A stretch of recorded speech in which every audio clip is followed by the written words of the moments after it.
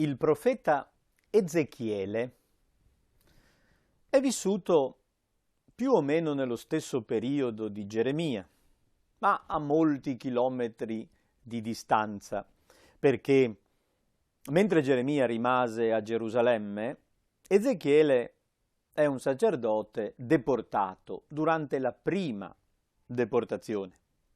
Mentre Geremia continuava a predicare a Gerusalemme nel momento della crisi e della caduta, Ezechiele vive in Babilonia fra gli esuli e diventa il testimone della parola di Dio in esilio. Senza essersi messi d'accordo né avere possibilità di contatto fra di loro, Ezechiele e Geremia annunciano uno stesso messaggio, con linguaggio molto diverso, perché erano due persone molto diverse. Vogliamo leggere del profeta Ezechiele una delle sue pagine più famose e più ricche di teologia.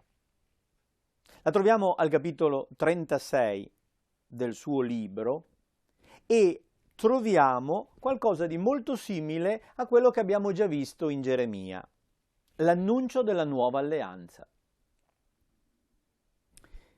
Geremia 31 ed Ezechiele 36 sono le due grandi pagine dell'Antico Testamento che annunciano il rinnovamento dell'alleanza e aprono una prospettiva nuova.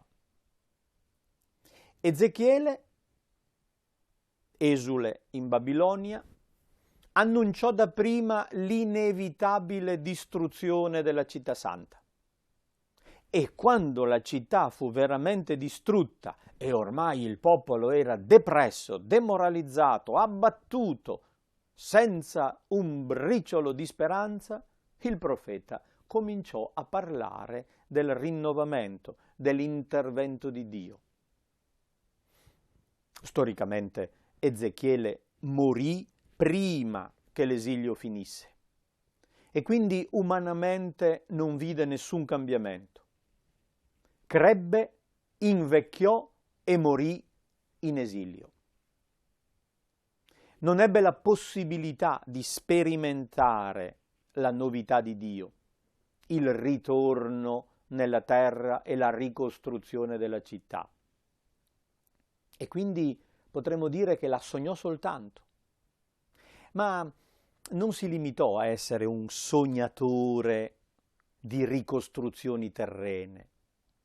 Il profeta è un autentico portatore della parola di Dio perché annuncia qualche cosa di umanamente impensabile. Ed è importante sottolineare che i due grandi profeti della speranza sono uomini vissuti in tempi tragici, persone che hanno sperimentato sulla loro pelle distruzione, fallimento e morte. Non sono vissuti in epoche gloriose e trionfaliste, non hanno avuto una esperienza umana gratificante. Proprio nella loro dolorosa condizione hanno annunciato qualche cosa di assolutamente nuovo, perché non dicevano qualcosa di proprio, non parlavano con la propria capacità di intuizione, non proiettavano fuori di sé desideri e frustrazioni. erano autentici portatori di una parola altra, della parola di un altro, autentici ascoltatori del Signore, capaci di annunciare un messaggio originale, sconvolgente, entusiasmante. Dunque, al popolo depresso e demoralizzato, esule in Babilonia, il profeta Ezechiele parla a nome di Dio e parla come se Dio stesso fosse lì presente a fare la predica al popolo. Leggiamo dunque questo testo del capitolo 36 che la nostra liturgia ci propone ogni anno nella veglia pasquale. È l'ultima lettura dell'Antico Testamento prima del canto del Gloria che annuncia la risurrezione di Cristo. È molto importante anche questa ambientazione liturgica, perché ci aiuta a leggere questo testo profetico nel senso che la Chiesa gli attribuisce. È l'annuncio della risurrezione, della nuova alleanza ottenuta dal Cristo, morto e risorto. Mi fu rivolta questa parola del Signore. Figlio dell'uomo, la casa di Israele, quando abitava la sua terra, la rese impura con la sua condotta e le sue azioni. Come l'impurità delle mestruazioni è stata la loro condotta davanti a me. Ezechiele è un profeta barocco e anche certe espressioni sono esagerate. Ha dei passaggi in cui rasenta la volgarità. Ad esempio questa. Dice al popolo: il vostro comportamento è disgustoso come un pannolino insanguinato.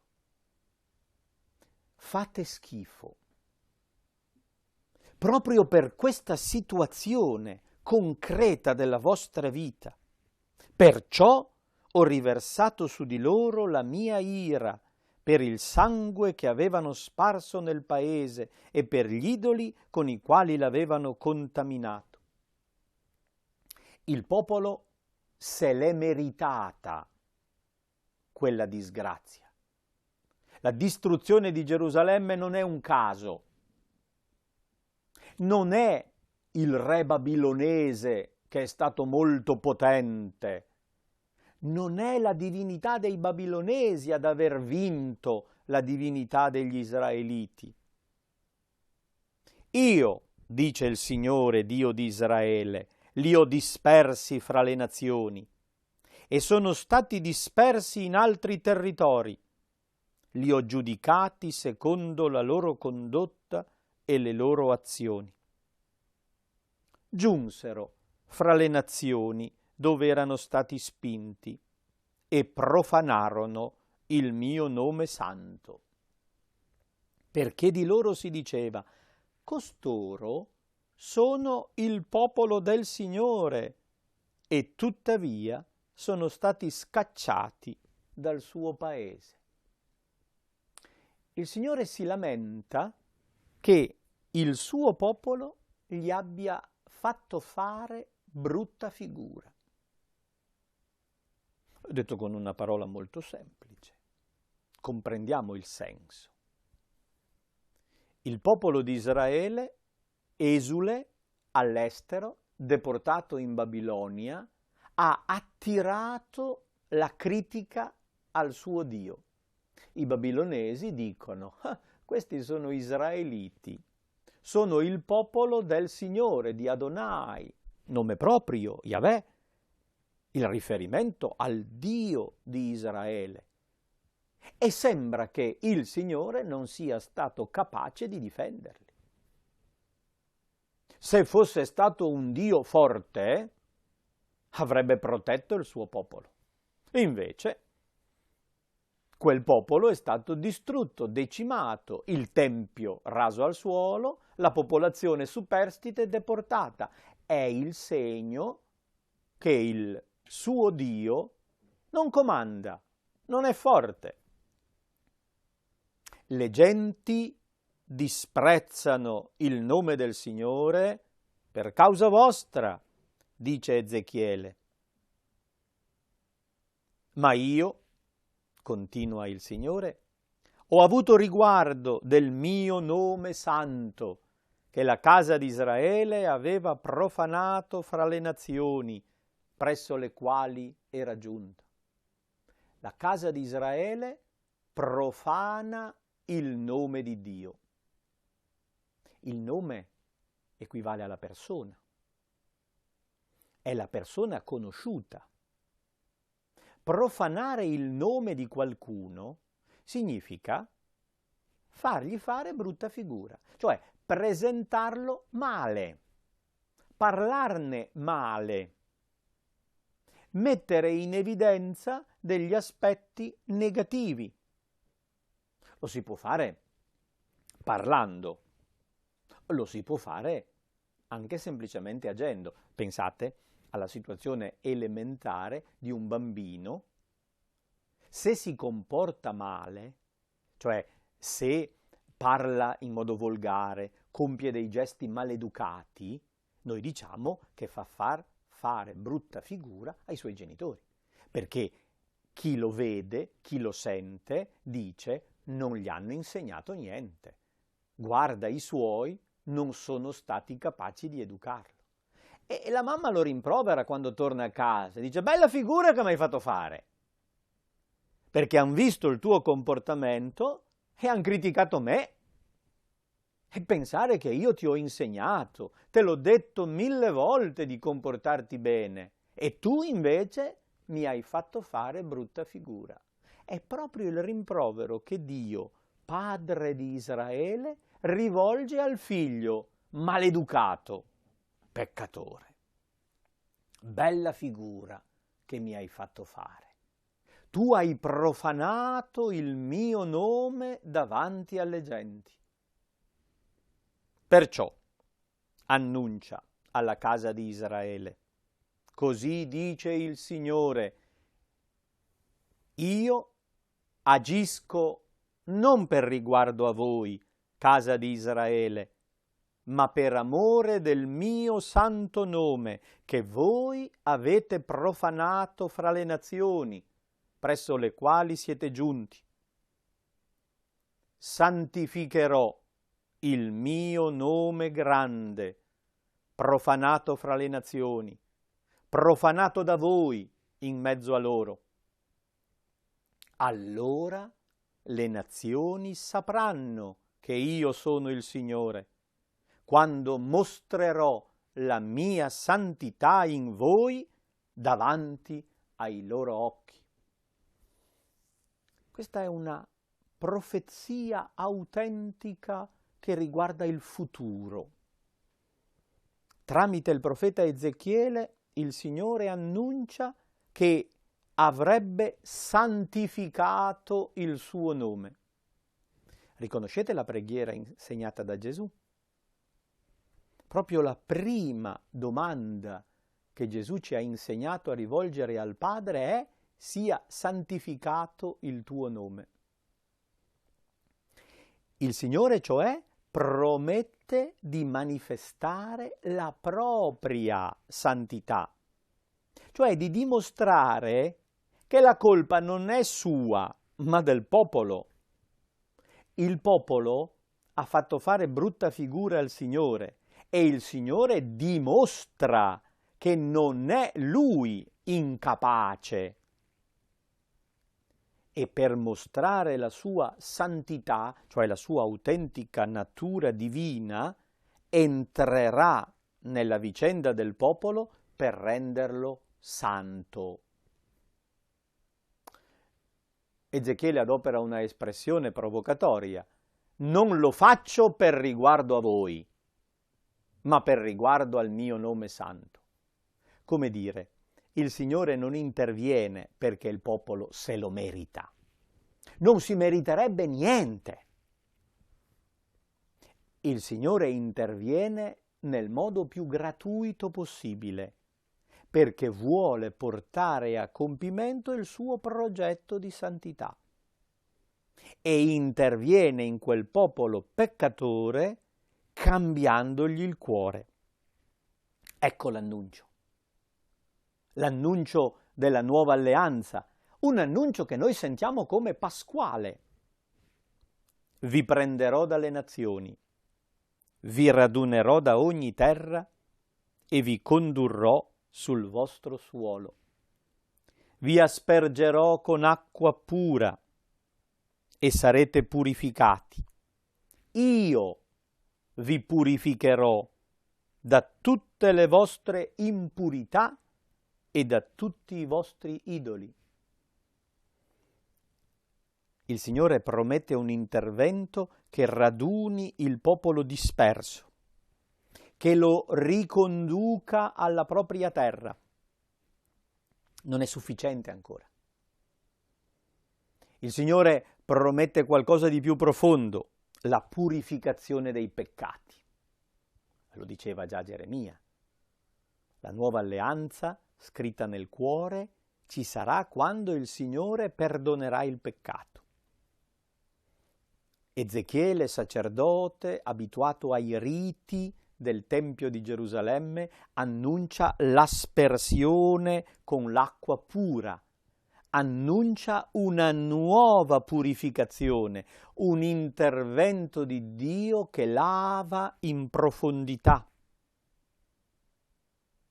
Vi darò un cuore nuovo, metterò dentro di voi uno spirito nuovo, toglierò da voi il cuore di pietra e vi darò un cuore di carne. In Ezechiele non c'è l'espressione nuova alleanza, ma c'è una insistenza maggiore sul rinnovamento del cuore. Geremia parlava di un'alleanza scritta nel cuore. Ezechiele parla di un cuore nuovo, un trapianto di cuore. No, dovremmo usare un'altra immagine perché nel linguaggio biblico il cuore richiama la testa piuttosto, cioè la mentalità, il modo di pensare, il modo di vedere. Il cuore è inteso come il centro della personalità, l'io personale di ciascuno. Il cuore nuovo corrisponde nel nostro linguaggio ad una testa nuova. E cambiare la testa della gente, sapete bene che è opera difficile. In genere i rivoluzionari di questo mondo tagliano le teste a quelli che la pensano diversamente da loro. È un'operazione abbastanza facile, l'hanno ripetuta molte volte. Tagliare la testa, fisicamente o moralmente, a quelli che hanno un'altra idea. Cambiare la testa all'altro è un'opera divina. È quella la nuova alleanza. Non basta un'acqua rituale per la purificazione dei peccati. L'intervento della nuova creazione di Dio riguarderà il cuore. Vi darò un cuore nuovo. È un dono che il Signore promette. Una novità profonda dell'essere personale. Quella novità è legata allo spirito nuovo. Ricordiamo la preghiera del Miserere, un salmo che, anche se attribuito dalla tradizione a Davide, è in realtà frutto di questa esperienza dei profeti esilici, molto vicino nel linguaggio al tema di Ezechiele. Crea in me, o Dio, un cuore puro, rinnova in me uno spirito saldo. L'intervento creatore di Dio sta nel cambiamento del cuore, nel rinnovamento dello spirito. C'è un cambiamento dal cuore di pietra al cuore di carne. Il cuore di pietra è la testa dura. La pietra richiama le tavole della legge. Quella legge scritta sulla pietra non è efficace, è esterna, impotente. Il cuore dell'uomo è di pietra, cioè manca quella intelligenza completa, quella affettività matura, manca la capacità di accogliere veramente la parola di Dio. E la legge resta lettera morta. C'è bisogno di un trapianto. Il cuore di carne è una testa veramente umana. Quando l'uomo diventa veramente uomo, è ricreato. O meglio, Dio crea ex novo la persona, rendendola veramente umana, realizzando in ciascuno la possibilità di essere veramente uomo. Porrò il mio spirito dentro di voi. Ecco il vertice della promessa. Il Signore promette di dare il suo spirito, che abiti dentro l'uomo, in modo tale che vi faccia vivere secondo le sue leggi. È lo spirito che rende l'uomo capace di fare la legge. Porrò il mio spirito dentro di voi e vi farò vivere secondo le mie leggi e vi farò osservare e mettere in pratica le mie norme. Abiterete nella terra che io diedi ai vostri padri.